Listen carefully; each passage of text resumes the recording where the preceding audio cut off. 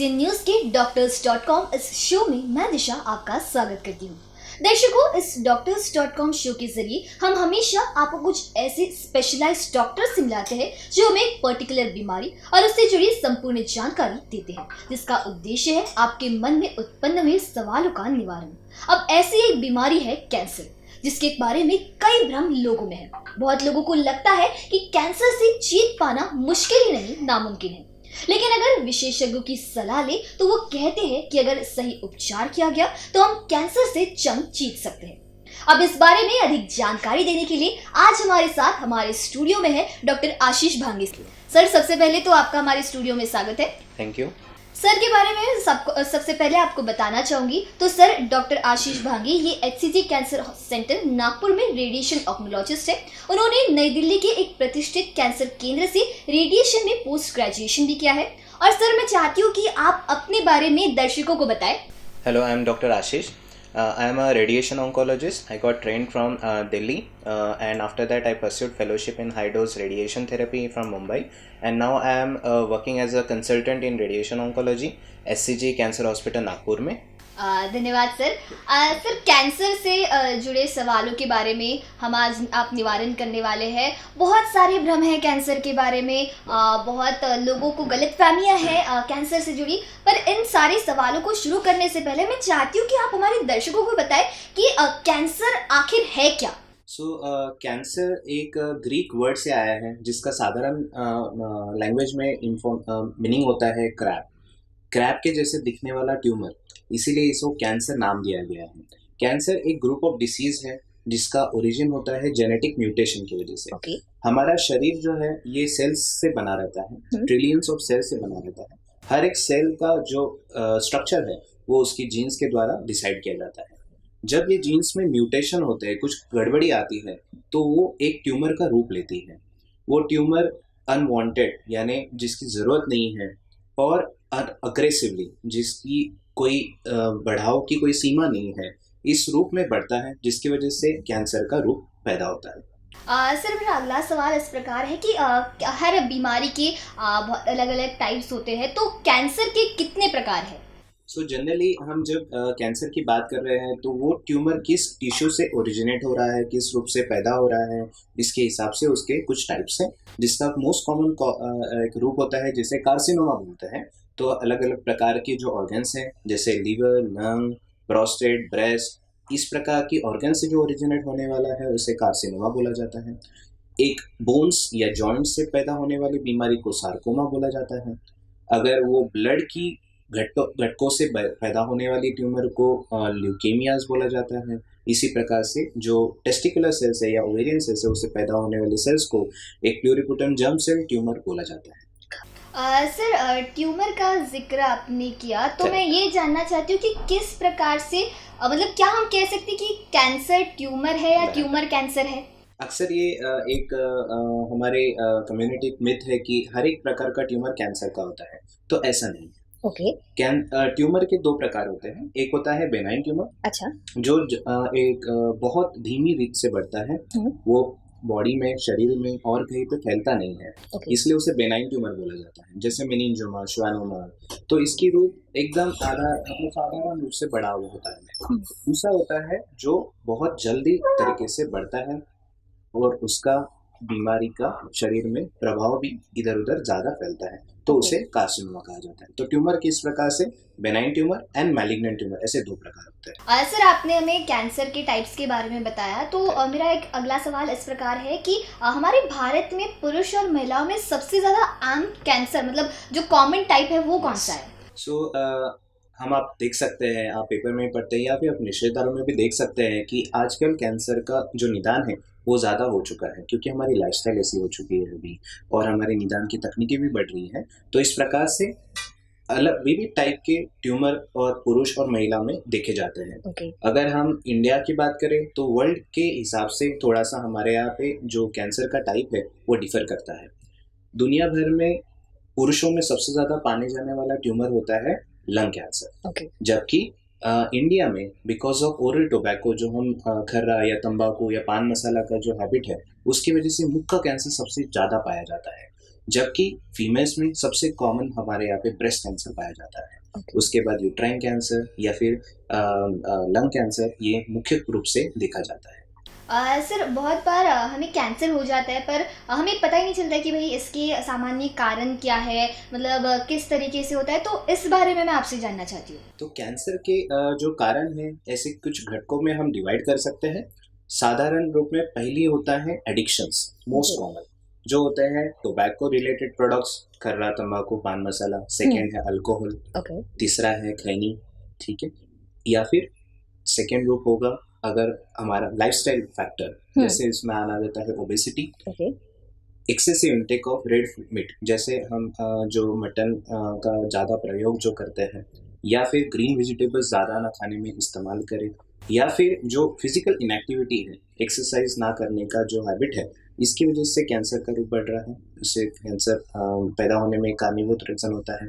तीसरा होता है एनवायरमेंटल फैक्टर, जिसमें रेडिएशन का एक्सपोजर, बहुत ज़्यादा इन्वेस्टिगेशन, सिटी स्कैन, एक्सरेज ज़्यादा रूप में या बचपन में एक्सपोजर। सेकेंड होता है सपोज कोई वर्क प्लेस पे ज़्यादा डस्ट से एक्सपोजर हो रहा है, तो उसकी वजह से लंग कैंसर। इस प्रकार के एनवायरमेंटल कॉजेस होते हैं। इसके अलावा कुछ वायरसेस है जो कुछ प्रकार की कैंसर पैदा कर सकते हैं। सर अगर किसी व्यक्ति को कैंसर हो जाता है तो वो कैसे सस्पेक्ट करेगा कि कैंसर हो चुका है, मतलब?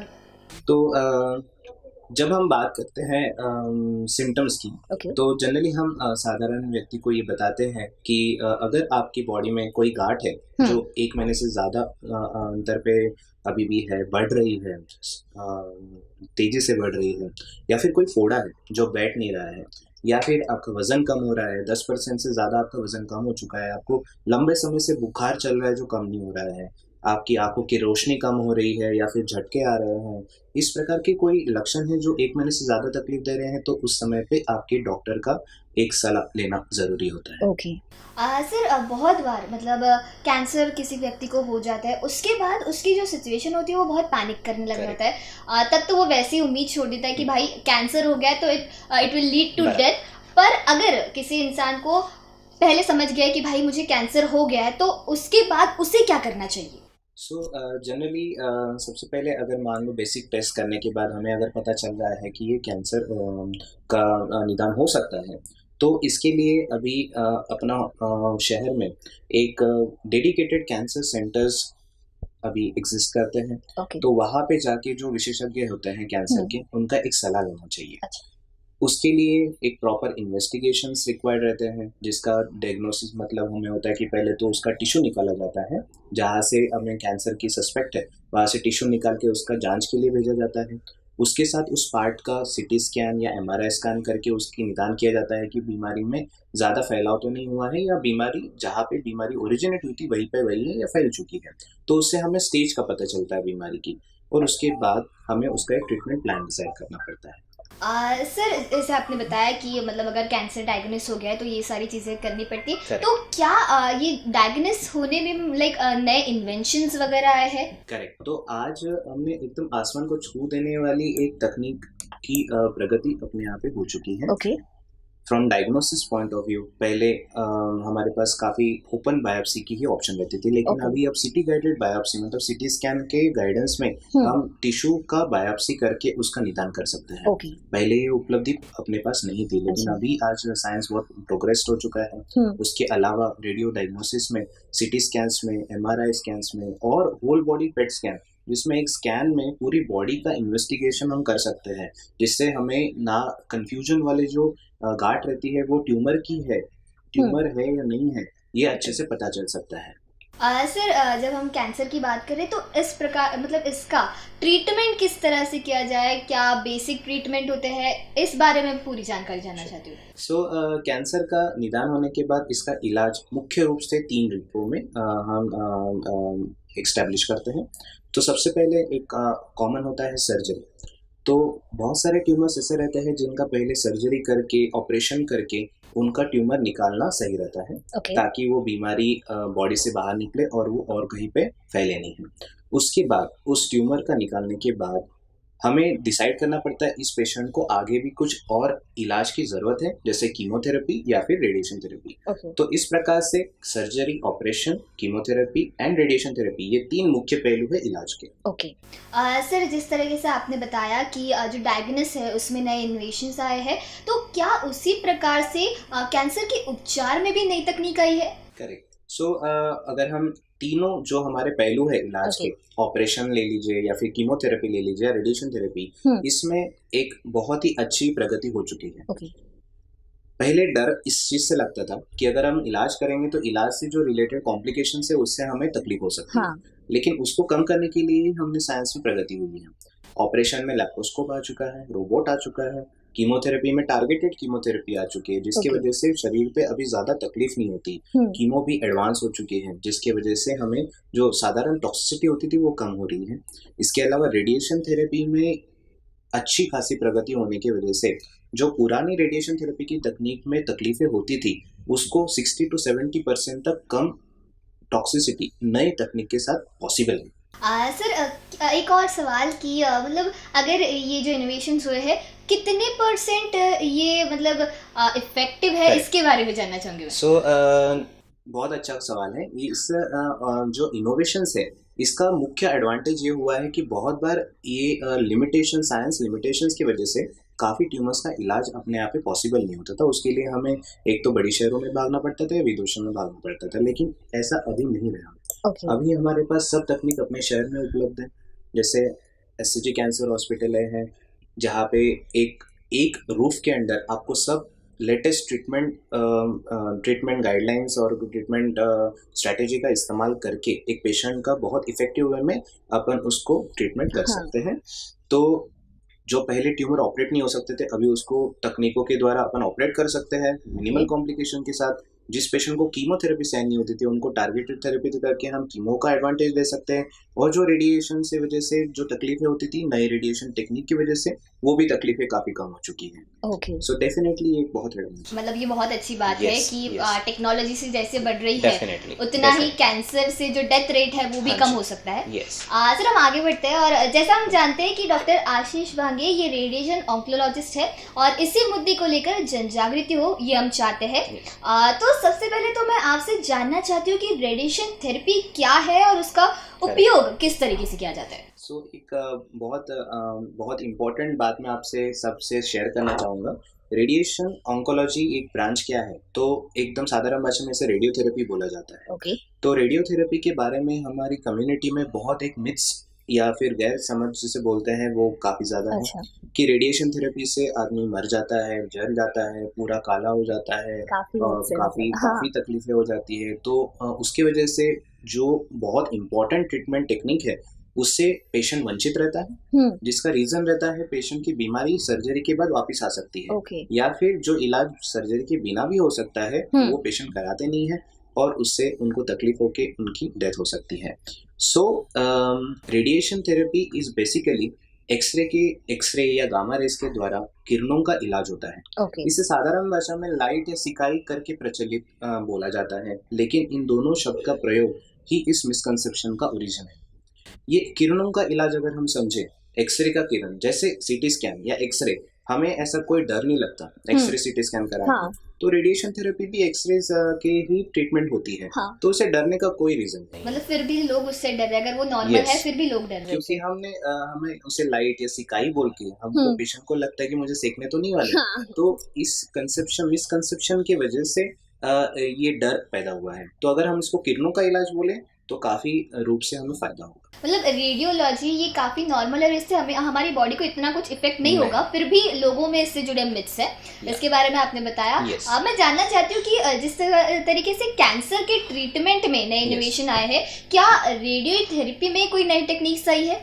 सो रेडिएशन थेरेपी में पहले ज़माने में हमारे पास कोबाल्ट टेक्निक अवेलेबल थी जो बहुत स्टैंडर्ड थी, गोल्ड लाइन थी, जिससे हमारी काफ़ी कैंसर ट्रीटमेंट में एक गोल्ड स्टैंडर्ड माना जाता था। लेकिन विद टाइम इनोवेशन हुई, कन्फॉर्मल टेक्निक्स आई, मतलब फोकस ट्रीटमेंट, साधारण भाषा में फोकस माने ट्यूमर शरीर में जहाँ पे ट्यूमर है उतने ही एरिया में हम रेडिएशन दे सकते हैं, और आजू बाजू की जो नॉर्मल ऑर्गन्स है उनको हम बचा सकते हैं। ओके। तो इसे फोकस रेडिएशन थेरेपी बोली जाती है या साइंटिफिक टर्म में कन्फॉर्मल रेडिएशन थेरेपी बोली जाती है। इस प्रकार से 3D CRT, IMRT जो हम CT स्कैन गाइडेंस में ट्रीटमेंट कर सकते हैं, अचूक और एकदम एक्यूरेट ट्रीटमेंट जिसे बोला जाता है, इस प्रकार का फोकस ट्रीटमेंट हम कर सकते हैं आज की नई टेक्निक के द्वारा।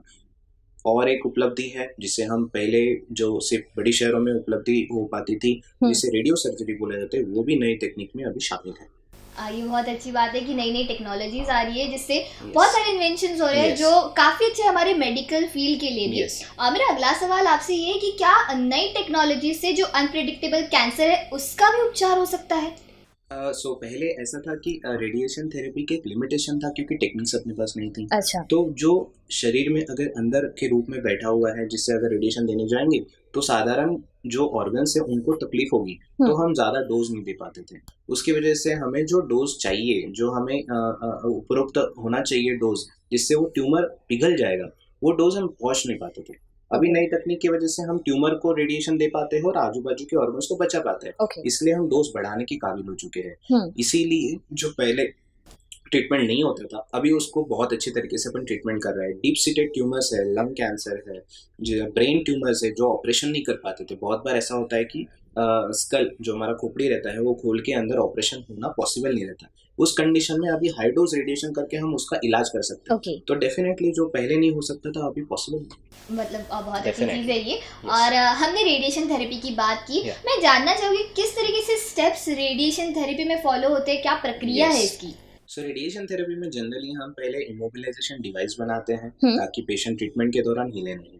ओके। उसके साथ एक CT स्कैन किया जाता है। उसके बाद हम उसमें रेडिएशन का प्लान बनाते हैं और हर दिन रेडिएशन फिर शुरू होता है। जनरली ये 10 मिनट का ही इलाज होता है। इसमें जैसे मैंने पहले बताया बिल्कुल वेदना रहित इलाज होता है। ओके। ट्रीटमेंट के दौरान पेशेंट को कुछ भी ऐसा सीखने जैसा कुछ भी इलाज नहीं होता, इसमें कोई दर्द नहीं होता। अच्छा। 10 मिनट का इलाज रहता है, एडमिशन की गरज नहीं रहती है।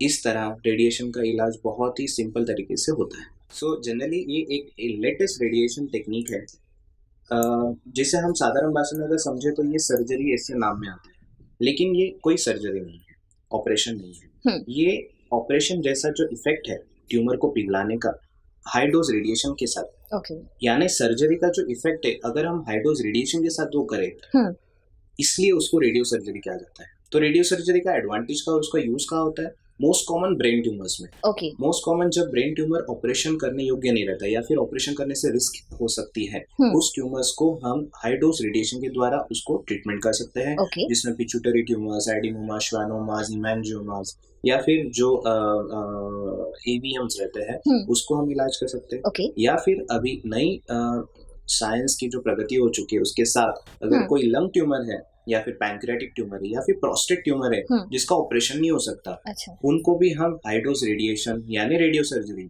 जो कि कोई ऑपरेशन नहीं है बस हाई डोज रेडिएशन है, इसके द्वारा हम इफेक्टिव इलाज कर सकते हैं। मतलब हम ये कह सकते हैं कि जिस चीज से लोग बहुत ज्यादा डरते हैं उसी Correct. के बहुत सारे उपयोग है, मतलब Yes. काफी बेनिफिशियल चीज है। साइंस ने बहुत प्रगति कर चुकी है, सिकाई से लेके हाई डोज रेडिएशन तक काफी प्रगति हो चुकी है। तो लोगों को यही है कि इस चीज से डरना नहीं चाहिए बिल्कुल और नहीं। इसका उपयोग करना चाहिए क्योंकि ये उन्हीं के लिए बेनिफिशियल है after all। ये चीज़ आपसे पूछनी थी कि कैंसर में जिस तरीके का हम डाइट लेते हैं, जिस तरीके की हम एक्सरसाइज करते हैं, किस तरीके से आप कैंसर और डाइट को जोड़ेंगे, किस तरीके से आप एक्सरसाइज और कैंसर को जोड़ेंगे?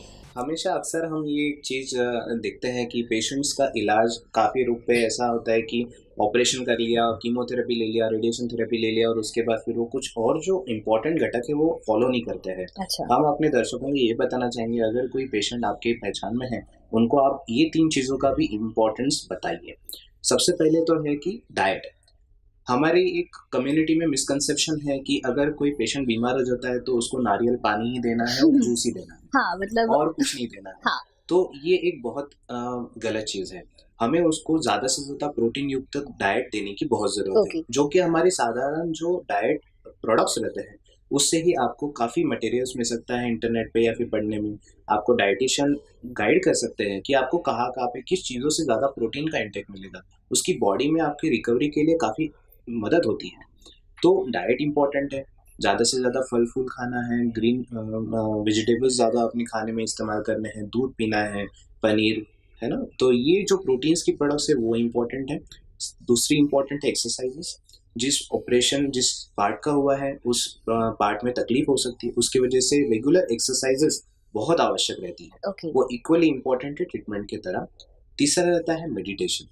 Social well-being and mental well-being is also very important for cancer patient Okay. rehabilitation. हम्म। इलाज होने के बाद कैंसर एक बहुत डिप्रेसिव स्टेज है। हाँ। उससे पेशेंट को बाहर निकलने के लिए, मेंटल स्ट्रेस से बाहर निकलने के लिए मेडिटेशन एक बहुत इम्पोर्टेंट चीज मानी जाती है। मतलब हम कह सकते हैं कि प्रॉपर डाइट, प्रॉपर एक्सरसाइज, इन सारी चीज़ों की वजह Correct. से भी जो कैंसर है Yes. वो जल्दी रिकवर हो Yes. सकता है और जो पेशेंट है उन्हें भी रिकवरी में Yes. काफ़ी आसानी होगी। डेफिनेटली। मेरा आखिरी सवाल आपसे है कि हमारा जो कैंसर है उसकी देखभाल के लिए आप मतलब किस तरीके से मैसेज देंगे? तो एक इम्पोर्टेंट मैसेज कम्युनिटी को हम देना चाहेंगे कि जनरली हम कैंसर से डरते हैं, लेकिन कैंसर के कारणों से नहीं डरते। कैंसर के सबसे मुख्य कारण जो है तंबाकू, इनका सेवन बंद करें, अल्कोहल का इंटेक कम करें और अपनी लाइफस्टाइल को अच्छा मॉडिफाई करें। ज़्यादा से ज़्यादा ग्रीन वेजिटेबल्स का इस्तेमाल करें, फल फ्रूट खाएं और एक्सरसाइज करें, मेडिटेशन करें। इससे काफ़ी रूप से आप कैंसर से बच सकते हैं। अगर आपको कोई समस्या है जिसे आपको लगता है कि डॉक्टर को दिखाना चाहिए, तो सही समय पे सही डॉक्टर के पास जाए, उनका सलाह लें और वो जो आपको एडवाइस देंगे उसको सही समय पे उसका इन्वेस्टिगेशन करें। अगर निदान भी हो तो उसका बहुत प्रभावी रूप से इलाज पॉसिबल है। सही समय पे सही स्टेज में कैंसर पूरी तरह से ठीक हो सकता है। तो कैंसर कोई मौत का सेंटेंस नहीं है। कैंसर ठीक हो सकता है। आज की ट्रीटमेंट टेक्निक्स आपकी कैंसर को ठीक करने के लिए पूरी सक्षम है। तो घबराए नहीं, कैंसर से हम जीत सकते हैं।